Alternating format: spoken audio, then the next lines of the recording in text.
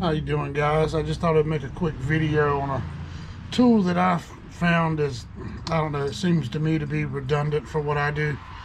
Maybe some of you guys get some use out of it if you're using it, but for me, in residential heating and air, I just kind of found it to be a little redundant. I liked it, I saw it, I bought it. I'm gonna go over that in a minute, but real quick, in the future, I've had some questions, a couple of videos, variable speed units and troubleshooting them, the Train XVs. So if you can somehow get your hands on this book, they give you this book when you take the certification class. Train will not let a company purchase or install variable speed systems from them unless they've been through this certification training. This is an older book. I've been through it twice. I'm going to a third class next month for the Train Link. They won't let anybody in that class unless they've actually been certified on the variable speed equipment, simply because they just don't want people in the class that don't know anything about it and asking questions that kind of get sidetracked from the training that we're going to be doing that day. But this is, if you can read that, that's your publication number there, and maybe you can scan that barcode if I can hold it still enough. Right there, that'll bring up training videos on the variable speed system, the train equipment. But they give you this book. There's more in this than there is in the book that's inside the outdoor unit in the sleeve that you find. With the trains, you know, you take off the service panel, the electrical compartment, there's always that little envelope in there that's got the service facts folded and stuck in there. Those come in handy on these systems, but this has more information in it. And I'm going to do some videos in the future going through this book, maybe a section here, a section there, covering troubleshooting things such as, you know, locating your proper terminals on the drive or the IVSC for your sensors and switches. There's this one main plug that everything ties into: your dome temperature sensor, your outdoor coil sensor, your suction line sensor, your suction pressure transducer, things like that kind of tie in. And there's sections in here that show you how to troubleshoot those things. Here are the various charts when you're checking your DC voltage and ohming out your different sensors in that. And you see where they show you that particular sensor will tie back into terminal 3 and 12 here. So having this book, there's your transducer, there's your EEV, shows the breakdown of that and the components. The reversing valve does not operate like a normal reversing valve, so don't go to one of those checking for 24 volts. You're not going to find it. The only reason there is 24 volts supplied in this system is simply because, one, to power the thermostat, and then two, they run 24 volts to the outdoor unit, so that if you're going to tie in a load management box, you use that 24 volt circuit there to go into your CDA and set up your load management operations, and then it'll run that 24 volts through that switch. And then if your load management device was to open up, that circuit opens up, the system knows it's in load management, not that there's a fault or a problem or anything like that. It just communicates to the air handler or the thermostat that you're in load management, and no reason for any faults or issues to be detected. It's kind of a setup on it. You can use it, you cannot use it. We've had power companies come out and hook up load management boxes to these things, and then they just typically do what they usually do. They break wire or something going to the contactor, so they just break one of yours. Only 3 wires. There's only 2 wires really needed going to the outdoor unit, and that's going to be your common and your data, because this is a separate piece of equipment. The air handler is a separate piece of equipment, and when you install this and power it up, everything communicates immediately to models, serial numbers, size, capacity, airflow, all that automatically. If everything's connected properly and communicating properly, everything sets itself up. All you really have to do is confirm your static pressure on your duct system, and then go in and get your charge set on the system. So they're very simple systems to start up.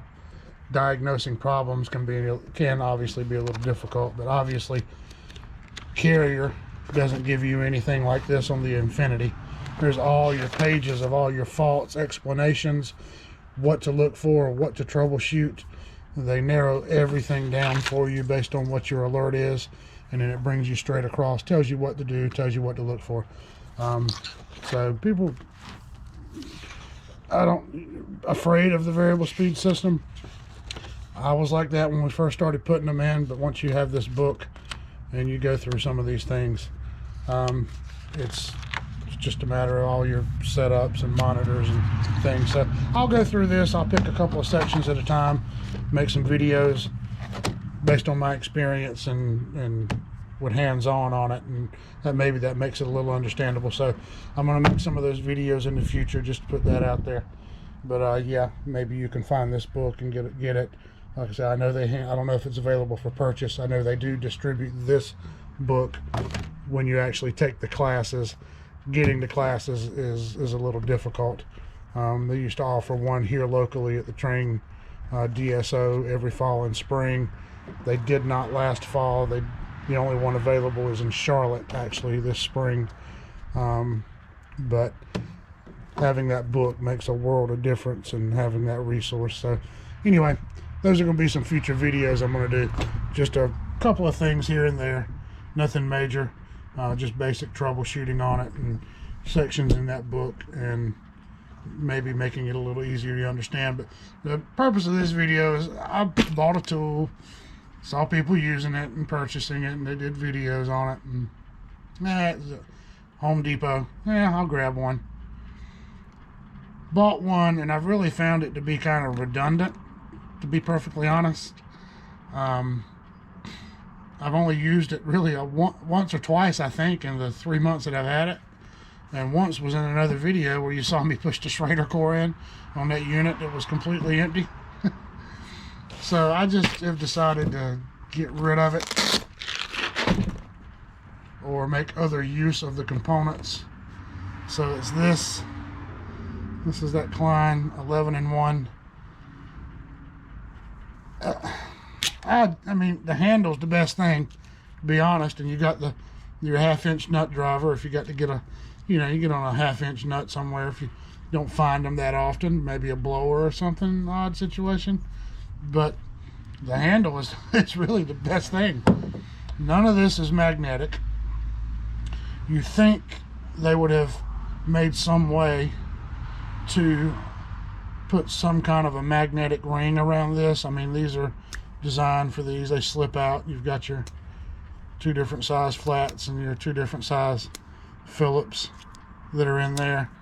Over on this side, you got your star bit. That's a T25 maybe, I don't know. You got a couple of the square bits over here. I just, those, I mean, I have a bit container that I have all the sizes of the star bits and the square bits if I need them. I just, maybe 3 or 4 times a year I need one of those. I use these more at home for deck screws than I do for anything else, and I have all those. But I just don't know. It's just, I haven't found a need for it. I got a 3/8 over here, and then you got your 5/16. If you need a 1/4 inch, you have to use one of these and just pull the bit out. And there's an advantage to having a narrow barrel there to get in on a tight 1/4 inch screw. But I mean, I can do that with this. It works just fine. I just haven't found a need for it. I thought I might use it, but the biggest disadvantage is you would have think they would have made some kind of magnetic strip around these barrels on these nut drivers to hold the screw in. And I've tried it a couple of times, and they fall right the hell out. You stick one in it, you're trying to reach back, the screw falls out. And I just don't see the need for it, to be perfectly honest. So I'm going to repurpose it, and the fact that you can flip it around if you need to pull that out, and stick a put If I need to put a magnetic one in there, I can, but I mean, what's the point? I just grab that, right? So I just don't see the, you know, and there's guys that made videos about, you know, removing this and removing that and putting this in and putting that in and changing it. Well, I mean, if you're going to change it, what's the point in buying it if you're not gonna? So maybe I just keep it in the house and use it as a screwdriver and a nut driver in the house, you know, my house box, to doing things around the house maybe. But I kind of was thinking what I'm gonna do with it, because I've had this old Malco handle for a long time. I keep this one. I have another one in a spare box that's got a longer shank nut driver on it. But I always had those Malco handles originally. They came with the individual 5/16 and 1/4 inch, and you could take them out, stick them in your impact driver if you need to, that kind of thing. And then obviously these bits came out. Now you can just have one and just put a flip bit on it like that. So what I'm going to do is just swap handles, because I've liked this handle for a while, but I mean, sometimes your hands get oily and greasy, and this does have a thicker, solid handle. It's tacky. You can grip it real good. So I think what I'm going to do is I'm going to take this. I'm going to remove the 3/8. I really don't need that, because I mean, I have this, and I have a 7/16 and a 3/8 on there. I have a spare flip bit. I've got the mastic bit to dig through to get the screws that have been painted over, keep extra Phillips, you know, my unibit if I need to pop a hole in a plenum, that kind of thing, check static or airflow, stuff like that. So I mean, I already have these sizes. I have this thing. Hell, this has got 5/16, 3/8, 1/2 inch, and 7/16 on it. So I don't know. I just wasted $20, I guess, when I bought this thing. So it's mine now. They're not going to take it back, because I don't know. I'm not that shallow. I'm going to take it back, try to get my money back. So I guess what I'm going to do is I'm going to remove this. I'm going to take this,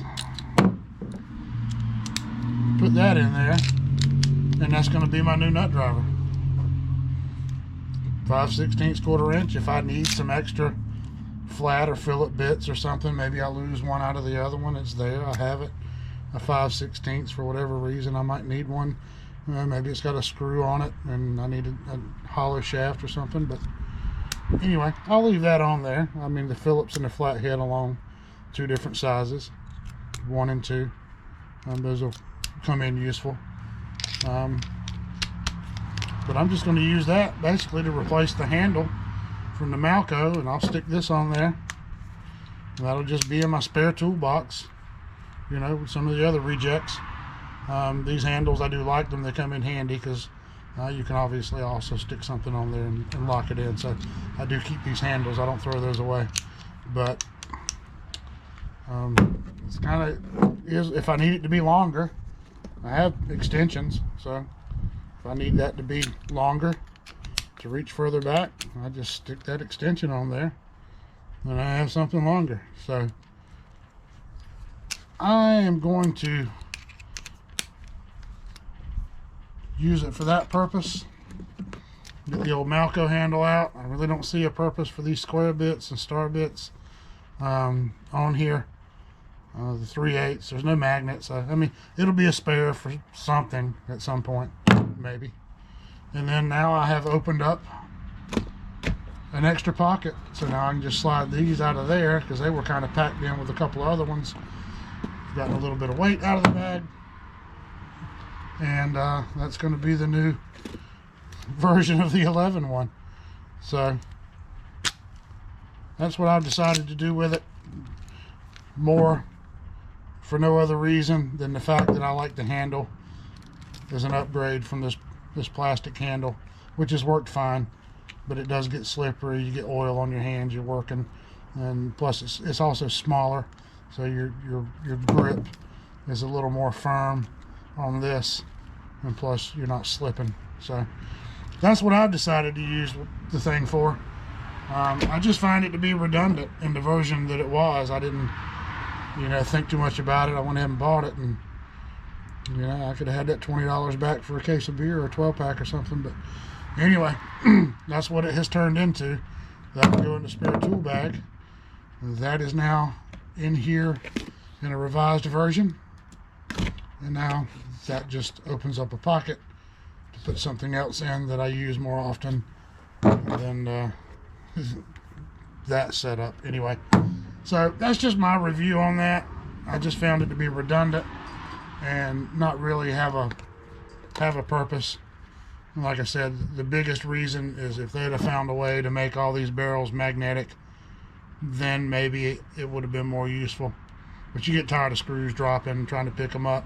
No magnet on it. You can't even reach down behind the wires back there to try to pick your screw up with the magnet and lift it up. You gotta dig around in there and find it. So anyway, that was my opinion of the 11-in-1 impact rated Klein. It has now been turned into about a 7-in-1, but the best part about it is the handle. And then if I do need a 1/2-inch nut driver, then that is what that is in there. I can get down on if I need to. Some units have larger screws on them. You need to, a 1/2-inch is probably more going to be related to a blower, which I have that I use for, or I put one of these on my impact drill and get those apart. So there's the train coming again, guys. That's my opinion of the 11-in-1 Klein. Not much of an HVAC purpose, if you ask me, but probably could have just bought the handle separate. But anyway, that's it. You guys enjoy your weekend, and I'll do some of that XV video training in the future, just picking out odd and end things, not trying to do too much. If I see them out in the field on calls, if I'm working on one, maybe doing a maintenance on one or running a service call on one, maybe I'll pick a section in that book to troubleshoot out of, showing you how that reversing valve communicates, how to test it, check for the DC voltage, odd and end little things like that. Enjoy your weekend, guys. Like, subscribe. Yeah, don't forget, like and subscribe. Please subscribe. Thank you, and have a good day.